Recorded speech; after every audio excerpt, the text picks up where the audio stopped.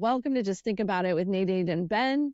And we are recording this episode on Tuesday, September 17th. Before we start our conversation, we have two key requests. First, if you're enjoying our podcast, please subscribe via Apple, Spotify, X, YouTube, or your platform of choice, and make sure to hit the like button. Second, we appreciate any kind notes as we get started, letting your friends know where to find us. So today we're so excited to delve into the macro markets and fixed income trading with George Robertson. George is a longtime Wall Street veteran who started his career on the fabled Salomon Brothers trading floor in the early 80s and then went on to run fixed income desk for CIBC, Janney Securities, Chemical Bank, Cargill, the Bass Family Estate, Morgan Stanley Investment Management, and Origin Fund, a hedge fund that George founded and ran a fixed income strategy at for years. And George currently spends his time running his own money and producing thoughtful macro, monetary, and fixed income analysis for his firm, The Monetary Frontier. Welcome, George. Thanks for having me. So, George, before we get too far into the conversation, because I know we've talked a lot about different notes that you might have a differentiated view on versus other people, I really want to spend a little bit of time telling our listeners who are maybe not familiar with you about your background. You started your career at one of the most famous trading desks in Wall Street history at the very beginning of what became a 4-decade-long bull market in both equity and fixed income. And so maybe you can give us a story or two of how it was on that desk, how it shaped your career for the following 3 decades. Well, I had to hack my way into Salomon Brothers. I showed up there with a Harris tweed jacket and gray slacks and this is sort of a BA degree from Canada that nobody knew where the hell the school was. But I was persistent, and it was just the right attitude to have to get into Salomon Brothers. And so my first job was as a secretary, typing away and the whole bit. I guess they wanted to see whether I really wanted to work there. That's right. They have to haze you a little bit before they give you a real job, right? Right. But it was my good fortune that I was a secretary to Henry Kaufman. In his famed flow of funds analysis, which I drove a lot of the public attention the first couple of years. So allowed me to really understand flow of funds, the Z tables that the Fed publishes every quarter, and not just to take people's assumptions, but actually to say, okay, where did this money go from? Where did it come from? What's generating? What's this growth likely to be? And all the various subcomponents of the economy. Terrific education. And then from there, I got into derivatives with my first non-Salomon hire, which was CIBC. I ran the interest rate swap desk when interest rate swaps were just beginning. And perhaps my more interesting job in terms of actual experience on how to survive and maybe even make some money was I worked for a guy named John Mulhern, who was a self-professed nut. He had to take a hell of a lot of lithium every day just to function. But without a doubt, the most genius trader I ever worked with. And so between Kaufman with the macro understanding, and then also with John Mulhern to understand how to game people and how to be somewhat predatory and how to trade, it was just a terrific beginning for myself. I was very fortunate. And then I also worked for a very large estate. The Bass family at that time was one of the largest estates there was, and it was to protect the wealth, which at that time was pretty well just one big massive block of Disney stock. And that's where I got a real good education of volatility. In particular, when long-term capital management went down, one of their most problematic positions was vol swaps on the S&P 500. So we actually got a 4.5-year vol swap short at about 45%. I think that was the high level that we got done. It was just a beautiful trade. Mm-hmm. A little scary at the time, but it was pretty cool. But try to have to defend the position and also get the rights to do more. We had to really understand vol and term volatility and the term structure that's inherited vol and also volatility. Went on, had my own foray with a hedge, ended up doing some entertainment finance, tromping around Santa Monica Boulevard. And then my job where I thought I was safe and home and it was just going to be a terrific stint to end everything with was Morgan Stanley Investment Management. where they had me run the long duration business, which is basically to present and manage the understanding of U.S. Treasuries as a tool for portfolio management. So that was terrific. I couldn't have been more pleased. I thought, this is it. And then the mortgage department across the hallway just decided to try to destroy not only Morgan Stanley, but the whole free world's economic system. And they came close to succeeding. I think it's to my credit that they didn't close down all the departments till 2012, and we were one of the last departments to close. And since then, and I have a terrific idea if anyone wants to chase it down. I've worked very hard at taking professional rugby and bringing it to the U.S. at the elite level. I still think it's a 20x trade for somebody. To put you in contact with a good friend of mine that we just did a podcast on. So if you want to watch our recent podcast that we launched last Saturday or Sunday with Peter Hutton, you can check it out and see if you think it's a match. Yeah, he's done a lot of crazy sports, camel racing, cricket. He ran sports for Meta. I just got very deeply into redoing financial analysis, taught myself some programming, so I started up my Substack, which is the Monetary Frontier. All right. Well, George, I think I came across you sometime last year, and that program you did, you had a nice R suite full of charts, and you got me thinking, where I was at the time pretty bearish, and it was looking a little bleak last fall, and some of your data had gotten me to think, oh, maybe there is a bull case here, and maybe you could talk to your process and how you go about things. I know you're a pretty data-driven person, just like Nadine and me, and then how that's kind of driven you to your current view. Well, it's at the core of everything I do is the Federal Reserve, and I'm not like some guys who are a crank or abolish the Fed. So I'm a huge supporter, fan, accolade, student of the Fed. Have always been since 1981, of course, because that was the core main issue.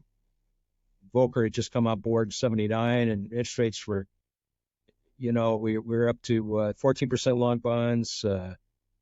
Things were pretty crazy. So everything was the Fed, and it was on a weekly roll in terms of a lot of good information provided to develop a monetarist or a fisherying understanding of what the Fed's up to and what it can do and what it can't do. And the Fed didn't speak much then. They were just they were very opaque and thought it wasn't beneficial for what their mission was to talk a lot. They're just they're truly data dependent, and it wasn't too hard to figure out a reaction function that if the Fed sees this, then they're going to raise Fed funds by 50 basis points. If they see that, then they're going to drop Fed funds by 50 basis points.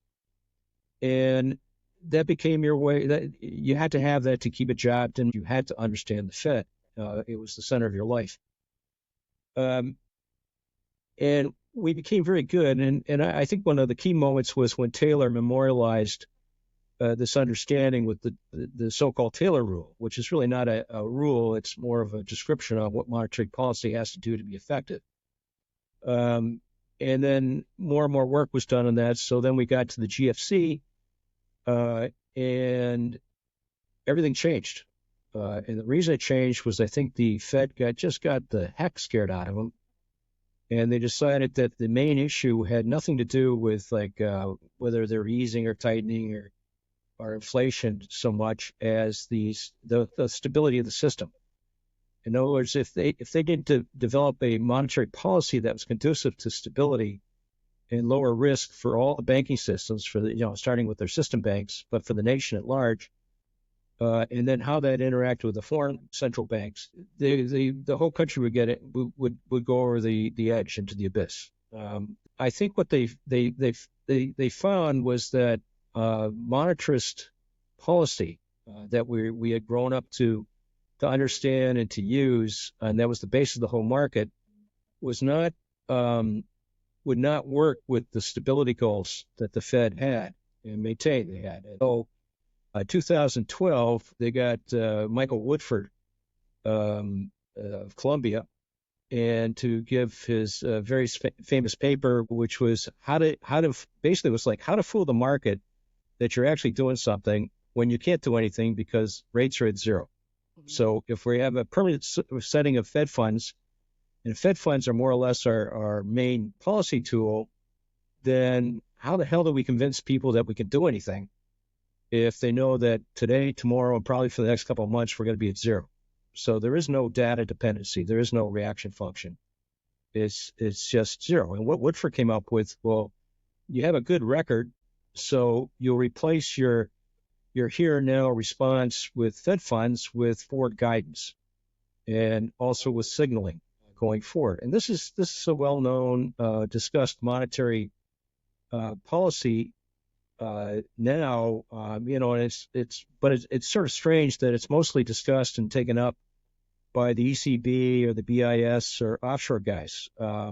Domestically in the U.S., nobody really talks about it that much. They don't really, they don't really talk about Mike Woodford. And then Mike Woodford proposed was that if you replace the reactionary changes in Fed funds, even when Fed funds lift off zero, then you can replace it with a understanding of what Newt Wicksell came up with 100 years ago, which was that the price level should be the target, both here and also what you intend to do in the future.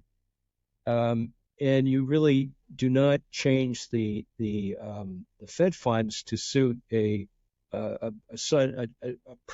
what will be a temporary change of inflation. So it's a complete dumping of monetarist thoughts into this long-term strategic thought of what became called neo-Wicksell, implemented by Mike Woodford, which is how to do policy without doing policy. And then they said, well, okay, we're going to first take away any chance that any one of these banks will fail. So we're going to take reserves from about 700 billion or so, and we're going to just take it right up to 4 or 5 trillion. And the way we're going to do this is we're going to give the banks the money to buy to give us back the reserves, and they did that through QE. And the Fed very quickly, in about 2-3 years, fessed up and said QE has nothing to do with liquidity, has nothing to do with rate management. It's not an ease. Quantitative easing was just sort of a promo type label, but it was a signal. And that will signal to anyone how serious we are, how our intents will be met. We will reach our goal. That's always, or just during those times of massive QE? No, I just said they've done this since about 2014. Yellen was totally committed to neo-Wicksell with Woodford implementation, but you start to see the signs of it 2012, 2013. Perhaps the first major sign was when Bernanke panicked when the taper tantrum didn't work. Like he actually tried to reduce the size of QE, which ended up reducing reserves, but the market panicked out. Right. So rather than try to deal with that intelligently, he just said, okay, no, we're going to stick with this size of U.S. Treasuries. And with that size of U.S. Treasuries, they almost have no choice but to pursue neo-Wicksell Woodford. They're committed to it. So what this all means is that when it behooves the Fed for its Woodford forward guidance, like to strengthen it, they will start to discuss about the here and now of like CPI. But there's no signs of Fed funds having anything to do with, like, for example, CPI core. I can put this up, but if you'd like, do you want me to pop that up right now? Okay. And fun fact, while you're doing it, I was a TA for John Taylor back in the day. Oh gosh, so I got to be super careful now. Holy jumping! Did you see the famed license plates that he's got? I don't remember that. I was a pretty young undergrad TA. Econ 101. I really loved his class. He was a great guy, but I had a lot of really smart professors, so I'm sure I didn't appreciate all the people that were teaching me at the time. But if you should have in front of you a simple chart of CPI core to Fed funds. Yes. And this is self-explanatory. The x-axis is Fed funds from zero, ZERP, to right to 20%. And you can see that there is a sort of a relationship, messy relationship between CPI core and Fed funds. And the black dot is where we are in the last data point. I just handily maybe I just threw this regression line in, but it did happen to be on top of the black line, and it means no more no less than that's where it popped up. Yeah. But I think it's hard to say that the Fed, if CPI core is the objective, is anywhere at a tightening phase right now, or as Powell said, restrictive. And you can see that as they drove it down to ZIRP, this whole line is many years of just trading right on this line, zero, ZIRP. And then it went up a little bit with zero lower bounds, but then it dove back down with COVID. And then it comes up and around and curves back down to here. This is, I think, in a very broad strokes, very robust way of saying that Fed funds don't matter. Okay. CPI core is the so-called the second mandate of the Fed. Well, they don't seem to be really too concerned about CPI core. Right. So the question always was, well, why aren't they normalizing? Why aren't they returning to a true reaction function, a data dependent, or yeah? There's no sign that the Fed's main policy tool, which is Fed funds, has had anything to do with anything since 2012 or so. And proof of that is the Fed itself. Yellen went on and on about how, well, one day we will get it up to our goal of 2% inflation. But don't worry about the fact it's only at 1%. Or, good gosh, this quarter was only 3.25%. Or now it's 1.5%. That's not the point. The point is that we're the Fed, and we've told you that's where we're going. So we have gone there effectively as far as we're concerned. As long as the expectations are so-called anchored at our goal, then we've just succeeded. We don't have to actually do it. We just have to convince you that we're going to do it. Isn't there an argument that the Fed, so if you think about the beginning of your career until the GFC, we had the almost no excess reserves, $700 billion, and just a little straight line that went across, and banks actually lent money back then, right? That's right. And the Eurodollar system worked. And then, like you said, your buddies at the mortgage department decided to, rain hell on the system, and the banks basically got blown up. And then you had a situation where the government then also came after them. So they got the double whammy of the balance sheet destruction and then the government.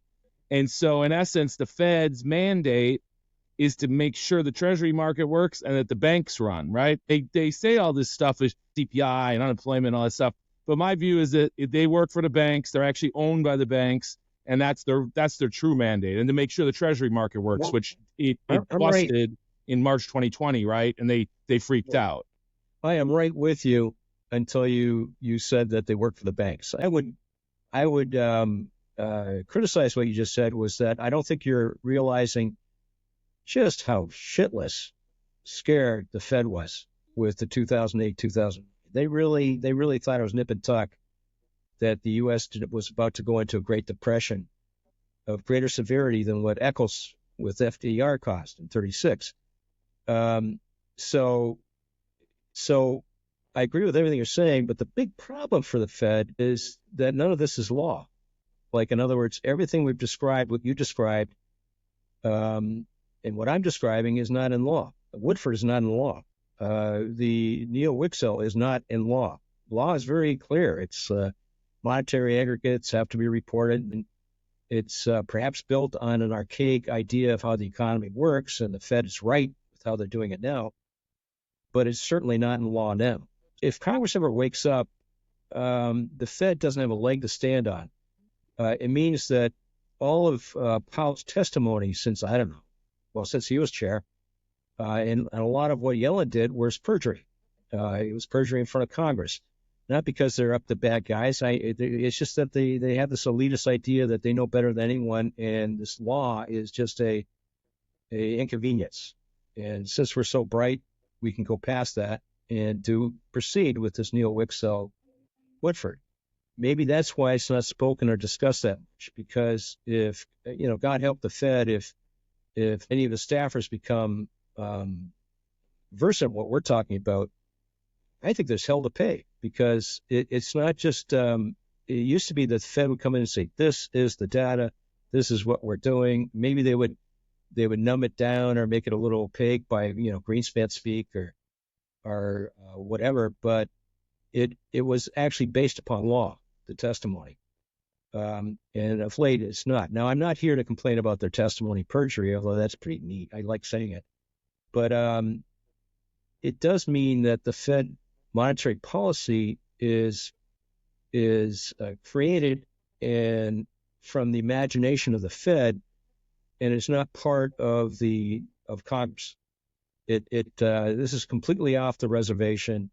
One of the things, George, sorry to interrupt, one of the Sure. things that Ben had talked to me about a little bit is just that, your process led you early to your non-consensus view that the economy wasn't going into a recession, stocks were a buy. So what were you looking at and how were you interpreting it to come to that differentiated position? Well, I hope I can righteously say it's data dependent. This is M2. As of 2015, the Fed has hidden M2. It can't be found now. It's lagged as much as 45 days. They only report it monthly, and then then it's broken down for weekly data, as it used to be, in a constant 30-day lag. And then on top of that, the M2, ever since the QE kicked in, you can see that it was at first not so bad, but it was greatly modified by the fact that reserves are booked as cash in banks accounting, so it ends up as an aggregate for M2. Now you can't touch reserves. So M2 cannot be used, reserves balances, which we just mentioned, dramatically increased, cannot be used in the economy. They're inert money, and they're frozen on the bank's balance sheets, and also on the Fed's balance sheet. They can't be lent out. So therefore, the actual non-reserve, if the Fed had not added reserves, this would have been M2, this blue line down here, and this red line is what happens when reserves were added. So this made M2 useless. Now, if you just look at this before, and maybe I'm just griping now, but it wasn't really hard to see what the Fed was doing or not doing, even though they didn't manage to M2 since like early 90s. You had a good idea of like how effective the Fed was just by week-to-week data off M2 and related to like other sightings you could have, retail sales, consumption, all sorts of things. And there really wasn't much of a story. The Fed was on the ball. The Fed was data dependent. The Fed was doing its job. And then when we hit the GFC, M2 was rendered useless in terms of being any sort of depiction of what the Fed monetary policy is, or as a way to figure out, what might happen in the future, what's just recently happened. Now, if M2 doesn't work, and not to get too much on the argument, but you're still faced with this, which is just a rocket shot of NGDP. I mean, this is an Elon Musk spaceship going off. Okay. And you can see that it was sort of like, it was sort of jumping around a bit, and it had the usual growth of NGDP.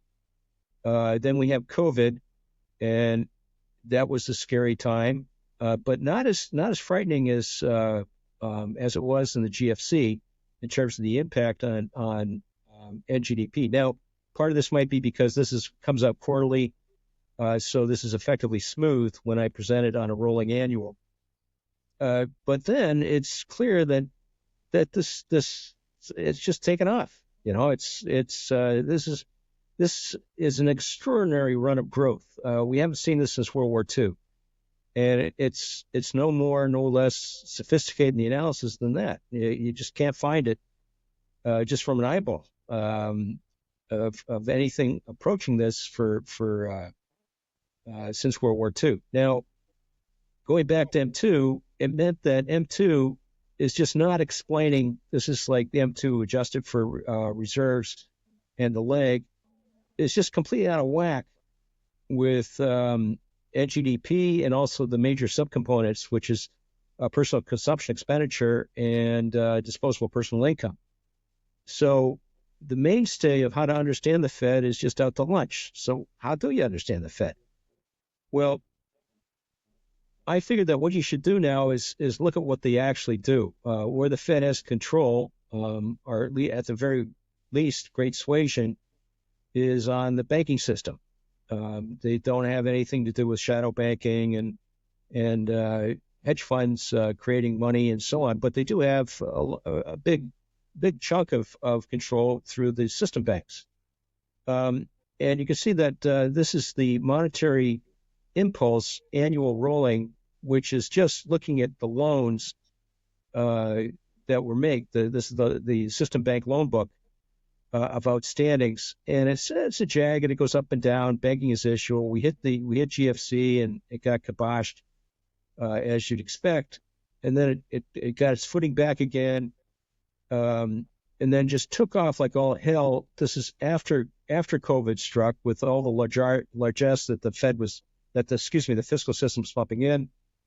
Then they tried to rein it in, but then we ended up with Silicon Valley Bank and FRC, and now we're just normalized to here. So that if we're to look at the very short-term rendition of this since COVID, well, here it is. Here's this red line is the monetary impulse coming in and out since COVID. I got it 0 at COVID, and yes, they added a bit. In terms of encouraging the system banks to lend more. Then they started to like knit their eyebrow, and they called Jamie Dimon up and says, like, pull your guys back. They did.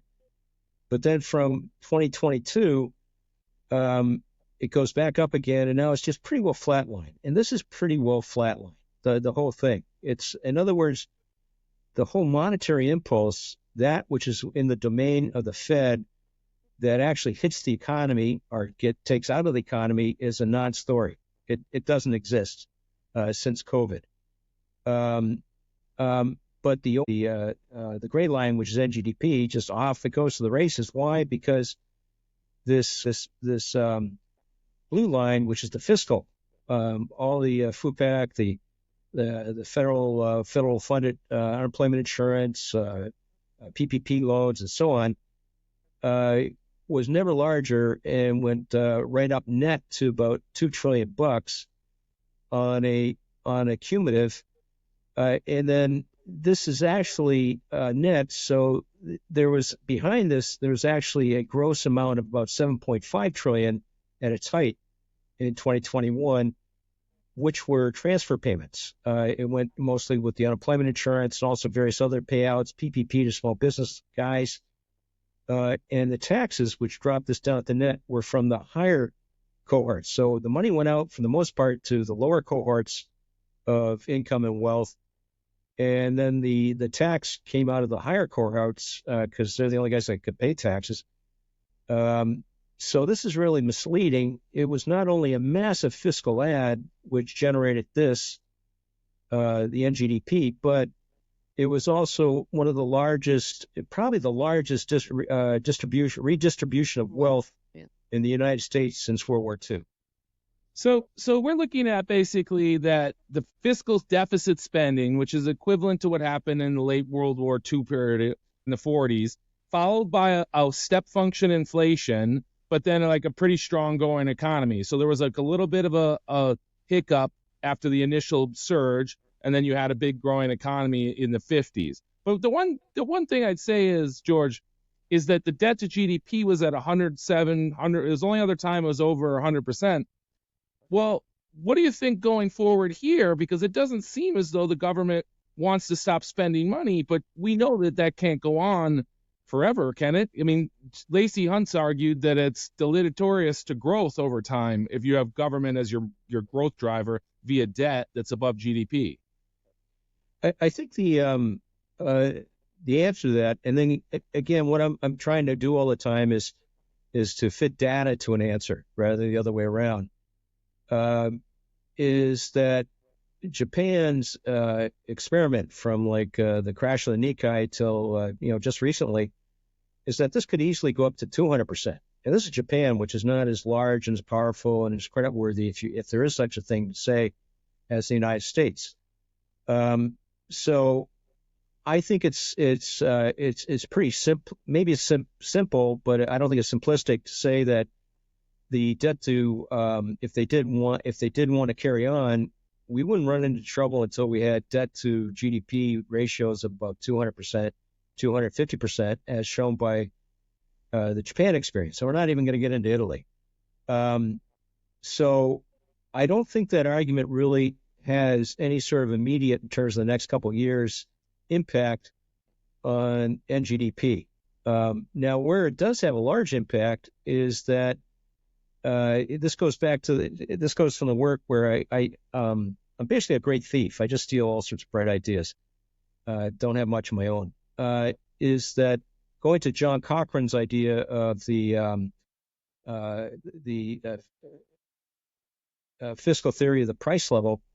He says that inflation is not a qualitative thing in terms of like, oh, things are getting bad, so we got to, the currency getting debased and all that stuff.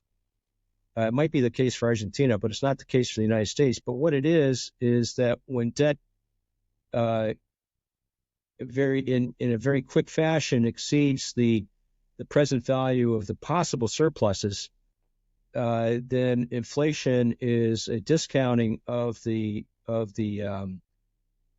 real value of that debt, so that it makes up for that shortfall.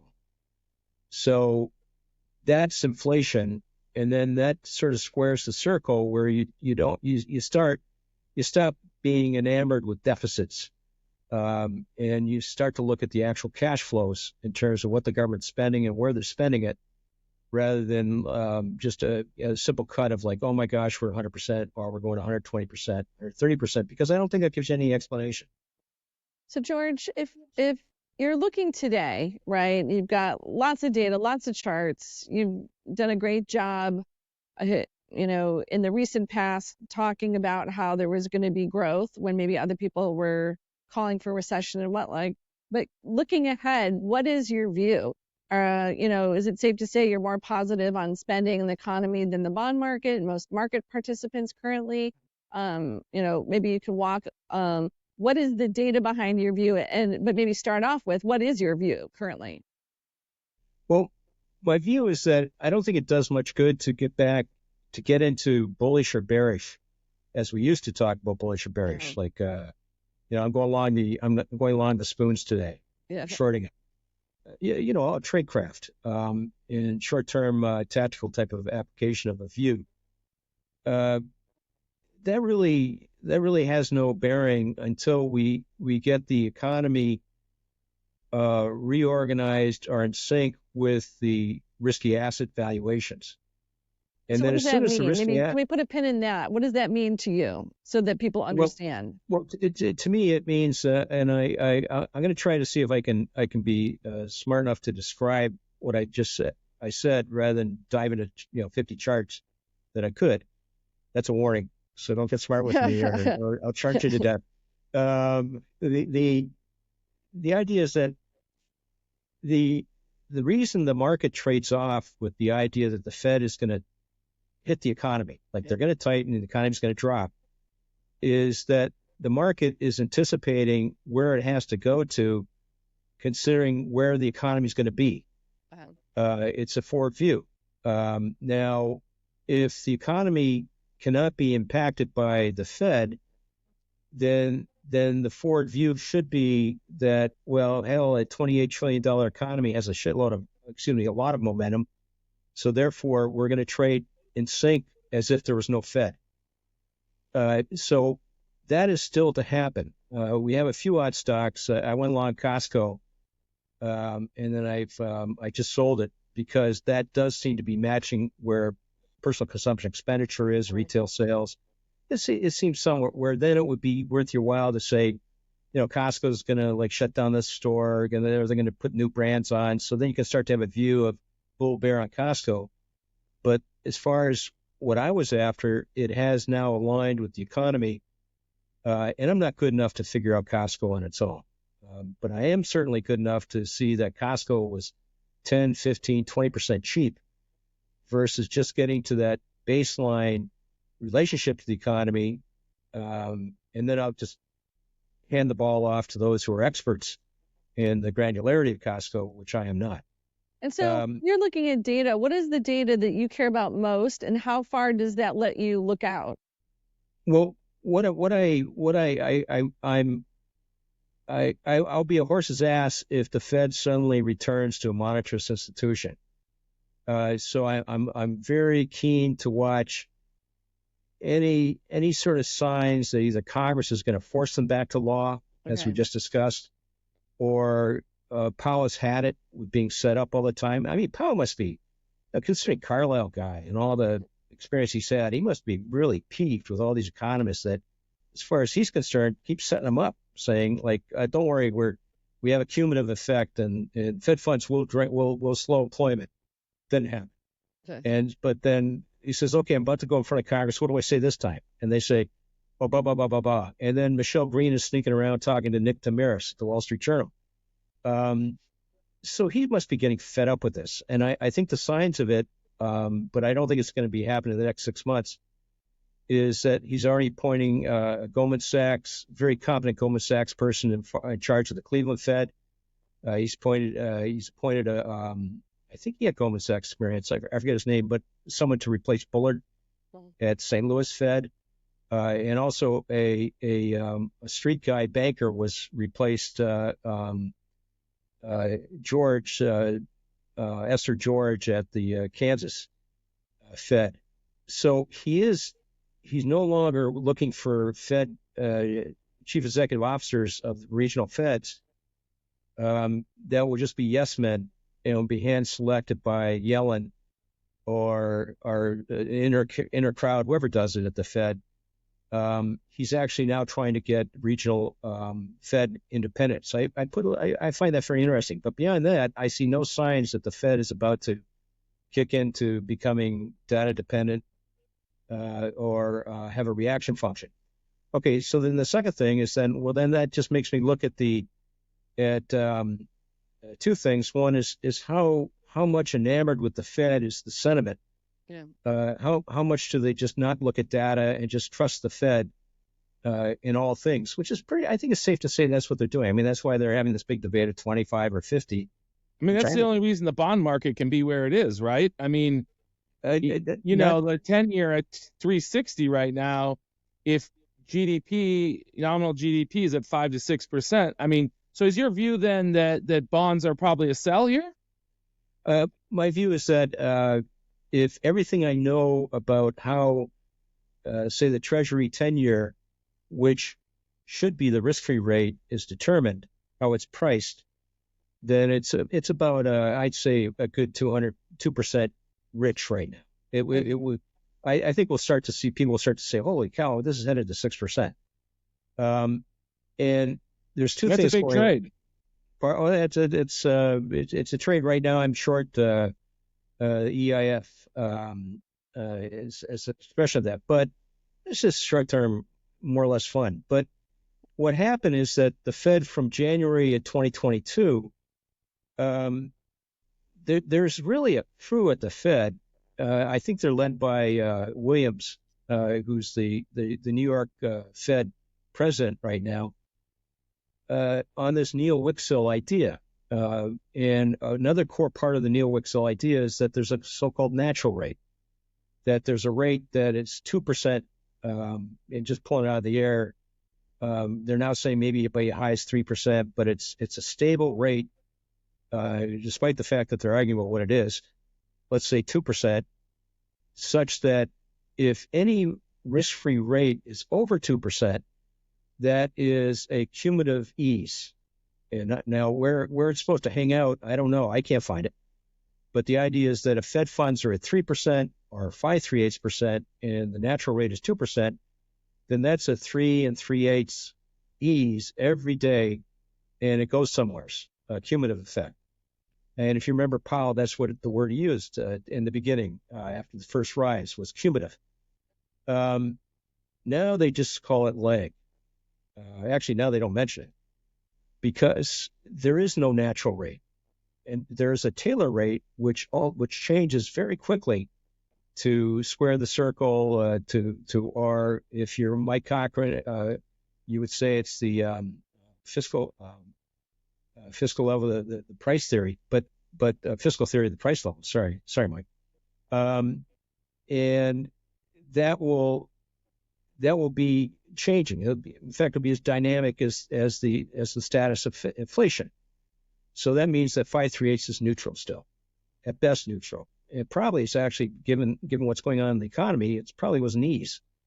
Still, it's still an ease. I mean, just look at employment. I mean, the Fed's supposed to drop employment to get inflation down. So that's why they tighten. But employment hasn't changed. So therefore, they must still be at ease. I just look at that. Right, so, but squaring the circle, to interrupt you, squaring the circle, though, it's like, we look at a lot of stocks. I started my career at Fidelity as an analyst, and we're in a group called Wall Street Beats with a lot of guys who are just bottoms-up fundamental analysts. And there's been a lot of weakness in the private sector, but maybe it was just because the pricing was so strong that it's just kind of come off a little bit. But in general, the economy keeps going. And so is that just the government that's pushing it through? Because where's the investment outside of, I guess AI and maybe a little bit of industrial stuff from the government that would actually produce returns for natural private sector growth? You know what I mean? Yeah, well, my first thought is that one who is very eager to find weakness in the private sector dug into it. I can't find it. I know it's there. Everyone tells me it's there. Everyone says it's there. Everyone says that, XYZ Corporation says it's there, but it's not there. At least in any of the BEA numbers produced or any sort of the tried and true macro data that you can get a hold of. It's not in retail sales. It's not in personal consumption. It's just not there. So those are backwards looking, though, right? I mean, those aren't forward looking metrics. Initial claims is pretty current, and the Costco going from 150 to 200 odd, that's pretty current. Walmart's earnings, Costco earnings. Isn't that gold bar related? I'm just kidding. Pardon? I said, isn't that gold bar related? I was just kidding you. Yeah. So it's I would like to find it because I'd like to stop being so alone, and I'd like people to invite me out for beers again, and I'd like to join the crowd. It's lonely, but I can't find it.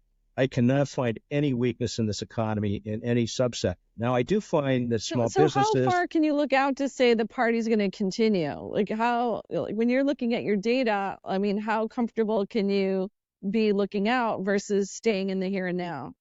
Well, that used to be not an easy job. Well, actually, it was a pretty easy job, but we wanted to make it appear very difficult so we all get paid more. But it was the Fed, right?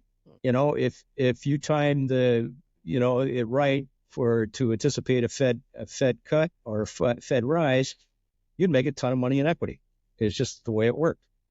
And so you just had to look at the Fed and what the Fed was watching with this data, being data, and it was data dependent. And you had to look at all the, the H reports that came out every week and everything.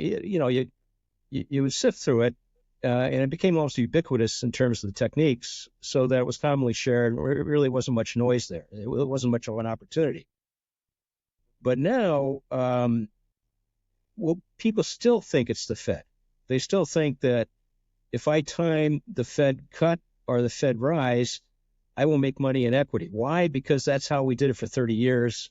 And I'm told by my uncle, who's now retired, that that's how he made a lot of money. But no one has. That's not a valid strategy. It doesn't work. And the proof of that is that as the market took off in 2021, matching the economy, I think it's they go spend $7 trillion in transfer payments, something's going to happen to retail sales. And sure enough, it did happen. And 2021 was just off to the moon. And then when 2022 came in, because also we had great inflation, because perhaps the federal government spent a lot more than they had to for whatever reasons. So the Fed says, the party's over. We're going to pull the punch bowl out. We are going to do it. They called Jamie Dimon up, and he gave all sorts of serious warnings for the quarter one earnings or the quarter four earnings for 21. All sorts of forward guidance, not just from the Fed, but also from private corporations, and the market took a tumble. But all through that tumble, although people had to project and find reasons, not just the Fed, as to why the market sold off, if you just said that, well, I'm just sort of a little ignorant guy, but I do a lot of work. I want data. I'm the state of Missouri. Show me the data.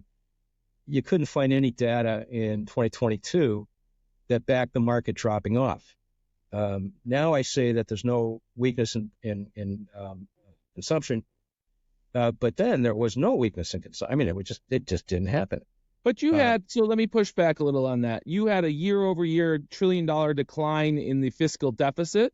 I think that hit. And then, all the long duration stuff got hit by the Fed. So I think people thought it was the Fed in 22, but I really think it was the $1 trillion incremental decline in deficit spending that kind of got there. And then the growth driver, one of the growth drivers that's not talked about enough, is that there was a huge immigration wave. And so that kind of got labor prices under control and a lot of new spenders, and a lot of new people and new demand and stuff. That's one of the things that's happened in the last 4 years that has helped that growth story go longer. And so let me ask you this. As we come towards the election, do you think that there's a chance that there'll be any fiscal change with either party, or do you think the party just keeps going? I think there's a lot less to do with the political scene than there is. I think it's pretty clear that Trump is a populist, bar none. And this is I just want to back up. This is the fiscal spend. This is rolling annual since 1995 versus the cumulative slide. Which colors? Which colors? Pardon? This is the blue color. Okay. And sure shooting, we had a very dramatic surge with, at the time, actually the Fed was kicking in too. So it was a huge ad, well over on a rolling basis, well over 4.5 trillion coming in every year on a rolling basis. So the drop you mentioned really was just a normalization at a very high level. And then after a bit of a pause, as we got into the Inflation Reduction Act and various other infrastructure spends, if we didn't have that amazing spend of 2021, we would say that this was an amazing spend. And then right now they're back at it. There's ever more spending. There's an election to be won. So Biden this is not the time for Biden to kick in being austere. So that's the first thought you did, is that 2022 did not experience a reduction in fiscal or any aggregate that would explain why the stock market traded off. It just didn't happen. Well, it's a negative. It's a deceleration, right? So right. It's just like saying disinflation is inflation. Yeah. Okay. We agree. Not okay. And then the second thing was that we if you looked at anything you could look at in terms of what the Fed's actually doing, not what they're saying they're doing, but actually what are they doing? It's nothing. There's no drain. There's no ad. It's just talk, a lot of talk.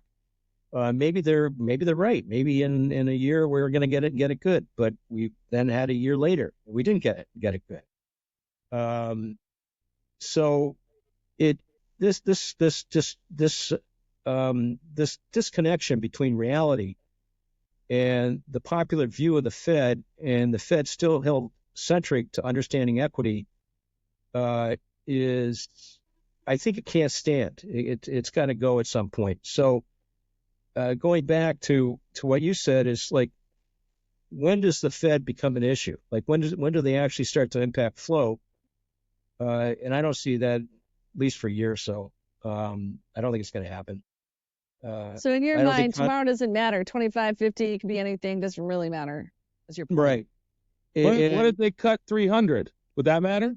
Well, that to me, no, that's a good argument. And the reason is just to make a point. I don't think they're going to do it. No, I don't think so. That'd be No, quite well, the I think thing. the markets would freak out. Let's say they slam back to the Taylor rule and they say, here on we will trade to this trade rule. The Fed funds will be at the Taylor rule. That would pick people up, because then they have to start to, what is actually consumption for the next week or 2 weeks or 3 weeks. M2 becomes important again. There's all sorts of things kick in. Yeah, I made a point to some of our colleagues today that if and I was on a conversation last night with the guy in Singapore. It was like, why don't we just let the 2-year be the Fed? Like, why do we need the Fed? Why can't we set the 2-year? Because it's, you have the 2-year get out of line versus policy right in Q4 of 07, in, the back half of 00, and now we're at about the same level, about 170 bips policy versus the 2-year. And it's like, all right, well, why didn't you just let the 2-year? Like, now we're cutting. Like, what's the point? Like, of having these guys like just delay and everyone talks about them? To your point. Well, I would go even further than that. Is that I think a long time ago, well, not a long time ago. Let's say, let's say a decade. I think the 2-year is the Fed. And I agree, totally agree. So if the 2 years, U.S. Treasury 2-year is still the risk-free 2-year rate, based upon my understanding of Fisher and some other ways to figure it out. It's not as it's just too sloggy an area for the Fed to manipulate the yield curve or the rate. They can do that to the 10-year, but they can't do it to the 2-year that easily, especially now. And so I think you're absolutely spot on. I think the 2-year is showing the real status of the monetary policy of the Fed, which is again neutral. Like, went up, now it's gone down. So it's yeah. I mean, they're a little too high right now, but like these people who think we're going back to 2%, I think are crazy. 1%. I think if you take 2%, if you take 3 years, where are they right now? What's the 2-year? 5 3/8. And you give it no, but you the 2 years at what? 3-odd or something like that, or did it breach 4? No, it's 3.56. 3.56. Okay, so let's say the curve is 100 basis points. I'm at 2.5. 2 5/8. So it's not too far from the norm pre-GFC, pre-Fed. Right, and then you got a 3%. I mean, look, if you had a 2.5% policy rate, and then a 3% 2-year, and then a 4% to 5% long end, you got a normal curve. Banks can lend money. The carry traders are back, and that can happen, and we can normalize, and it doesn't have to be the end of the world, I guess. All right. The Fed was created in 1913 as an offset to the extreme volatility that we had prior to 1913. Every 2 years we had the biggest recession we'll ever have and biggest rally we'd ever have. But that's when it started to become an every 2-3 year event. Well, they created the Fed, essentially to start liquidity management, and also to take it away from J.P. Morgan and the like. But there's good reasons why we had the Fed. That was proven out even more so in the Great Depression. And GFC is actually going to step backwards, where the Fed has not really had that impact that it was originally set to do, because it disappeared from law. So let's assume I'm right. Just to make a point, that means there's no governance on the liquidity, which means that we have no governance on risky asset valuations. It might drop, but also means that I don't think we have the market has the necessary imagination to see what no governance on risky assets will do if liquidity keeps getting pumped in. Uh-huh. I think that's sure shooting. That's a mania. And then we attract debt leveraging to on top of finance this mania, and the debt upon debt. Well, we have a classic Minsky Ponzi situation.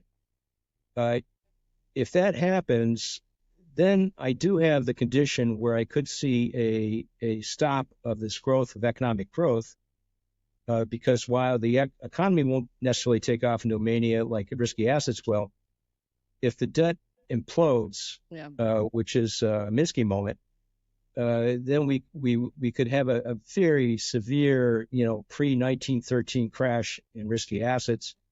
So I'm going to say, for fun of it, over the next year, we're going to see well over 6,000 in the S&P 500. Wow. If not really much more so. And then everyone will saying, you got to mortgage your house to buy stock. It's just a sensible thing to do. And then we're followed with a Minsky moment. We could see COVID lows in the S&P 500, so we'll see around 2,200, 2,000.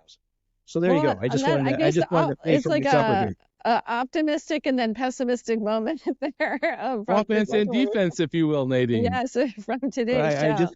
I got it both ways coming, right? I got both sides covered. So that's right. Yeah, that's good. Go. That's a good point. Just different time frames. Well, thank you, George. So how do people find out where they can learn your current views, look at your current charts? Where do they find you? I have a Substack, The Monetary Frontier, Substack.com. And I'm also spending more time than good health we should allow on X. Okay. Where I'm bickering Brattle. Okay. Now bickering Brattle, by the way, is not some song by somebody or other. It's a poem. Wee little mousy and bickering Brattle. So anyway. Thank you so much. Thanks again. We really appreciate you coming on. Yeah, and please, I love intelligent criticism. I'm getting tired of people just saying you're wrong or you're stupid, But I might be wrong, and God help me if I am, right? Because I'm all alone. Well, we're all fallible. Yeah. Anyway, buddy, thank you for coming on. Thank you so much. Thank you. A huge compliment that I'm here. Thank you very much for the time.